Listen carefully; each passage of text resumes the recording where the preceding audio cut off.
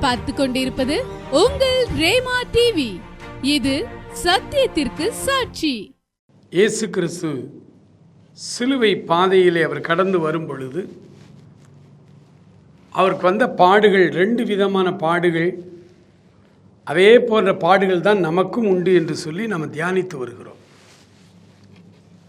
ஆவிக்குரிய பாடுகளை குறித்து நாம் பார்க்க போகிறோம்.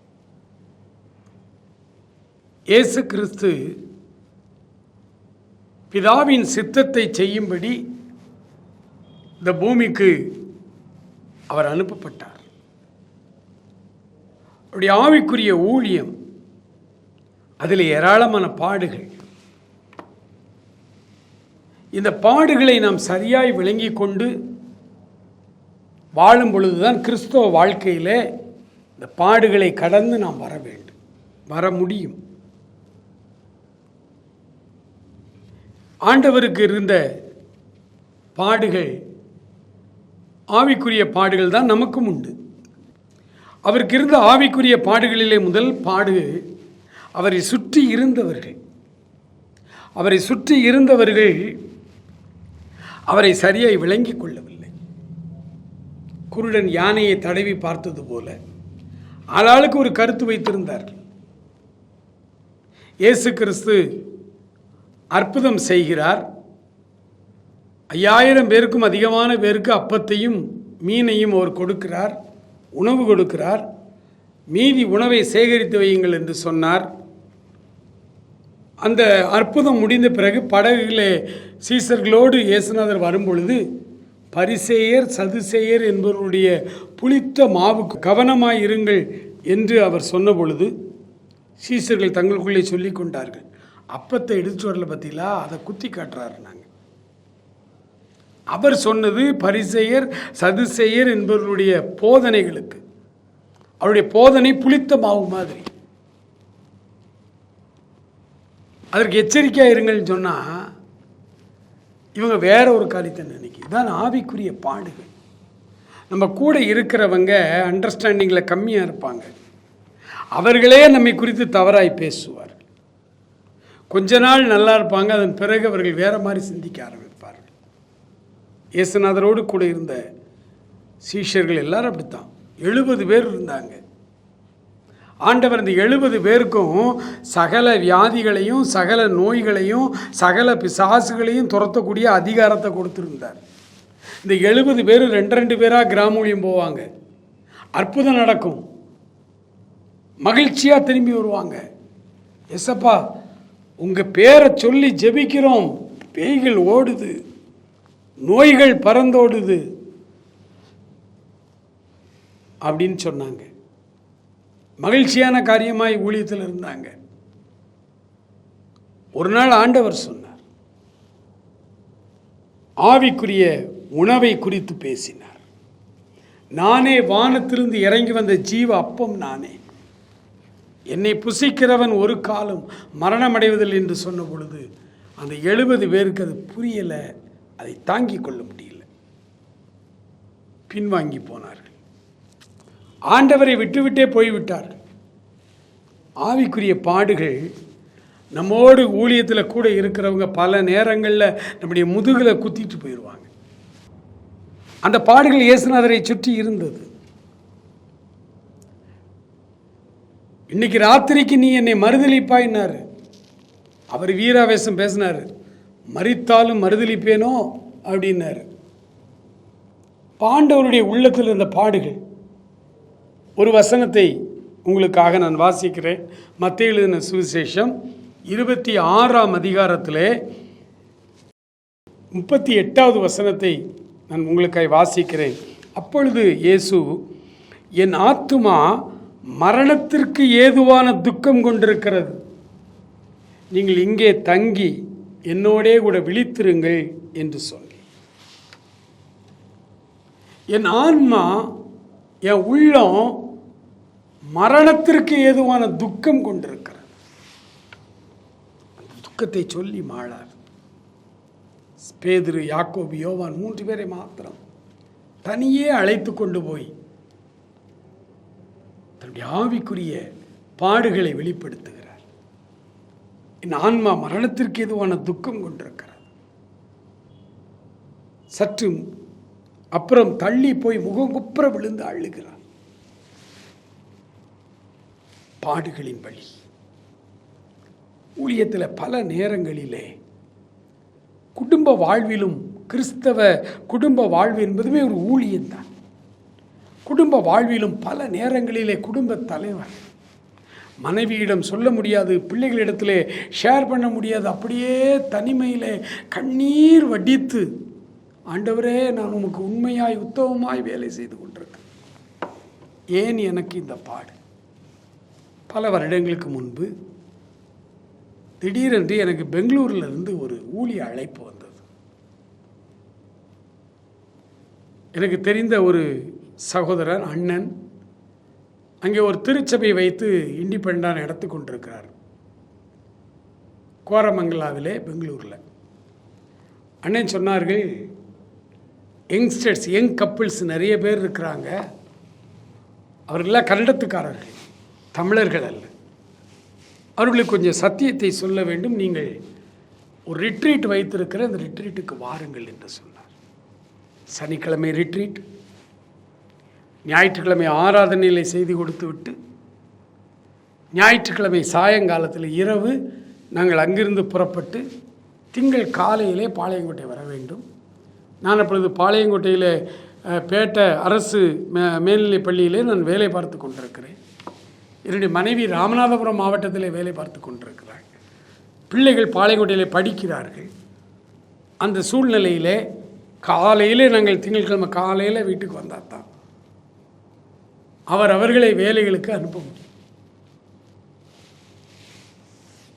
இந்த சூழ்நிலையிலே வழக்கம் போல எத்தனையோ வருடங்கள் இப்படி வீட்டை அடைத்து விட்டு நாங்கள் ஊழியர்களுக்கு போயிருக்கிறோம். காலாண்டு தெருவில் 10 நாள் என் வீடு அடைச்சி தான் இருக்கும். வட இந்தியாவில் ஊழியம் செய்வோம். ஆனால் அன்றைக்கு அந்த ஊழியத்திற்காக நாங்கள் மகிழ்ச்சியாய் சந்தோஷத்தோடு நாங்கள் புறப்பட்டு சென்று விட்டோம்.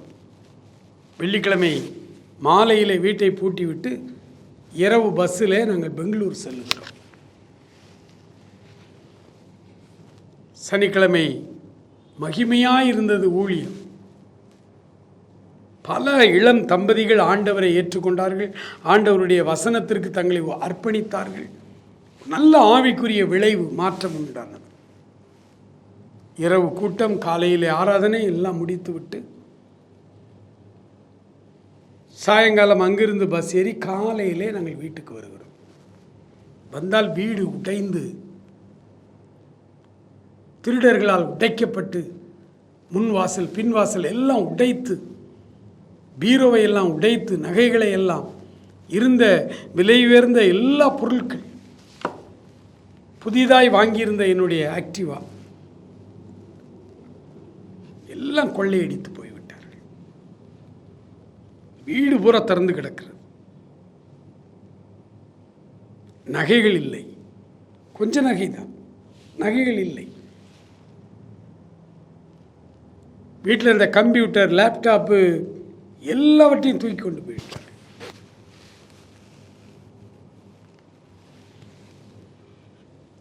கொஞ்ச நேரத்தில் காவல்துறையினர் வந்தார்கள், எல்லா வேலையும் செய்தார்கள். நானும் என்னுடைய மனைவியும் என்ன சொல்கிறது அப்படின்னு தெரியாமல் நின்றுட்டுருக்கோம். காவல்துறையினர் என்கொயரி பண்ணுறாங்க, சொன்ன ஊழியத்திற்கு போகணும். அவர்கள் கிறிஸ்தவர்கள் அல்ல. அவர்கள் என்ன நினைத்திருப்பார்கள், ஊழியம் இயேசுநாதர் போனீங்களா, உங்கள் இயேசுநாதர் வீட்டை பாதுகாக்கலையா? அப்படி ஒரு கேள்வி வந்திருக்குமா இல்லையா? ஆனால் ஆண்டவர் எந்த துக்கத்தையும் எங்கள் உள்ளத்தில் கொடுக்கவில்லை.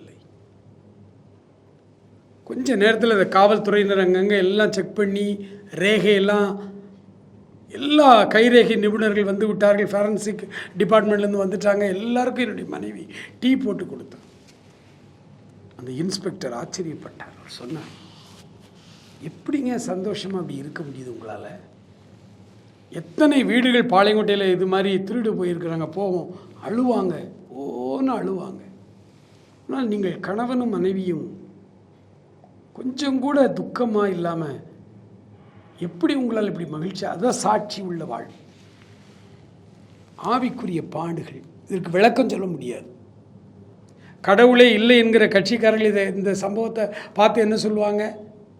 கடவுள் இல்லைன்னு நாங்கள் சும்மாவே சொல்கிறோம். கடவுள் இருந்தாலும் உங்கள் வீட்டை ஏன் பாதுகாக்கலை? அதுலேயும் ரொம்ப அறிவாளித்தனமாக பேசுவாங்க. பூட்டு போடுற எந்த ஒரு மனிதனுக்கும் கடவுள் நம்பிக்கை கிடையாதும்பாங்க. எவ்வளோ ஒரு முட்டாள்தனமான பேச்சு பாருங்க. ஆனால் அவங்க என்ன நினைப்பாங்களோ, இவங்க என்ன நினைப்பாங்களோ, ஊழியம் என்ன ஆகுமோ, ஆண்டவருக்கு கெட்ட பேர் வந்துருமோன்னு சொல்லி இந்த காரியங்களில் நம்ம பதறுவே கூடாது. இந்த பாடுகளுக்கு நம்மை தேவன் அனுமதிக்காமல் என் தலையில் உள்ள முடியெல்லாம் எண்ணி வைத்திருக்கிற ஆண்டவர் என் வீட்டை ஒருத்தன் உடச்சி திறந்து எல்லா பொருளையும் அள்ளிட்டு போகிறான். அதை அவருக்கு தெரியாமலா இருக்கும்? அவர் அனுமதித்திருக்கிறார். எனக்கு என்னுடைய வீட்டில் திருடு போய் ஒரு வாரத்தில் திருடனை காவல்துறையினர் கைது செய்தார்கள். எல்லா பொருளையும் மீட்டு கொடுத்தார் ஆண்டவர். தாவீது இழந்ததையெல்லாம் மீட்டு கொண்டான். அதே போல் எல்லா பொருளையும் மீட்டு கொடுத்தார். பலர் ஆச்சரியப்பட்டாங்க, காவல்துறையினர் எப்படி அந்த நகையை கொடுத்தாங்க உங்கள்கிட்ட, ஒரிஜினல் நகையை இதுவரைக்கும் யாருக்கும் கொடுத்தது இல்லையே. எல்லாவற்றையும் ஆண்டவர் திரும்பி கொடுத்தார். அன்பான சகோதரனே, சகோதரியே, ஆவிக்குரிய பாடுகள், அவர் அந்த பாடுகளுக்கு நம்மை உட்படுத்துகிறார். அவருக்கு அந்த பாடுகள் சுற்றி இருந்தது. அவர் விசாரணைக்கு கொண்டு சென்றார்கள். ஒவ்வொரு காரியத்திலும் ஆண்டவருடைய செயல்கள், காரியங்கள் எல்லாவற்றையும் நீங்கள் கவனமாய் நீங்கள் படித்தால் இந்த பாடு மரணங்கள், ஆண்டவர் சிலுவைக்கு சென்ற அந்த பாதை நமக்கு 1000 பாடங்களை கற்றுத்தருகிறது. நம்முடைய வாழ்வின் புதிய பரிமாணத்தை நாம் கற்றுக்கொள்ளுகிறோம். ஆண்டவர் நம்மை அவர் நடத்துகிற தேவனாயிருக்கிறார். அவர் நம்மை நடத்துகிற தேவன். பாடுகள் நமக்கு அவருடைய வார்த்தைகளை கற்றுத்தருகிறது. ஒருவேளை இன்றைக்கு குடும்பத்தில் ஆவிக்குரிய பாடுகள், ஆண்டவருடைய பெயரை சொல்லி மக்கள் உங்களை அவமானப்படுத்துகிற விதமான பாடுகள் உங்களுக்கு வருகிறதா? ஆண்டவர் அதை கடந்து வந்தார். ஒரே ஒரு வழி, பிதாவாகிய தெய்வத்தினிடத்தில் ஆண்டவர் அந்த பாடுகளை எல்லாம் கொட்டினார். பிதாவே, இந்த பாத்திரம் என்னால் சுமக்க முடியாது, ஆகிலும் என் சித்தம் அல்ல உம்முடைய சித்தம் ஆகட்டும் என்று சொன்னார். அதே போல பாடுகளோடு இருக்கிற நீங்கள் ஒவ்வொருவரும் ஆண்டவரிடத்தில் சொல்வீர்களா? ஆண்டவர், என் சித்தம் அல்ல உம்முடைய சித்தம் ஆகட்டும். அன்பு நிறைந்த பரலோக பிதாவே, பாடுகள் கற்றுத்தருகிற பாடங்களுக்காக ஸ்தோத்திரம். பரமனின் வழியை நாங்கள் இதிலே கற்றுக்கொள்ளுகிறோம் அப்பா. ஆவிக்குரிய பாடுகளிலே எங்களுடைய உள்ளத்தை உம்முடைய சமூகத்திலே கொட்டுவதற்கு நல்ல ஜெப வேளைகளை இந்த நாட்களிலே எங்களுக்கு தாரும். சற்று நேரம் உம்முடைய பாதத்திலே நாங்கள் தனித்து இருந்து முகங்குப்புற விழுந்து அழுது எங்களுடைய ஆவிக்குரிய பாடுகளை உம்மிடத்தில் சொல்வதற்கு உதவி செய்யும். அது எங்கள் குடும்பத்தில் பெரிய மாற்றத்தை உண்டாகட்டும். ஆசீர்வதியும், காத்துக்கொள்ளும், வழி நடத்தும். நீ கிருபைக்குள்ளாய் எங்களை வைத்துக் கொள்ளும் அப்பா. சிலுவையிலே, சிலுவை பாதையிலே உடைய பாடுகளோடு நாங்கள் ஐக்கியப்பட உதவி செய்யும். கிருபை உண்டாகட்டும், கிருபை உண்டாகட்டும். ஆசீர்வதியும், தொடர்ந்து எங்களை வழிநடத்தும். இயேசு கிறிஸ்துவின் நல்ல நாமத்தில் ஜெபிக்கிறோம் எங்கள் அருமை பிதாவே. ஆமேன், ஆமேன்.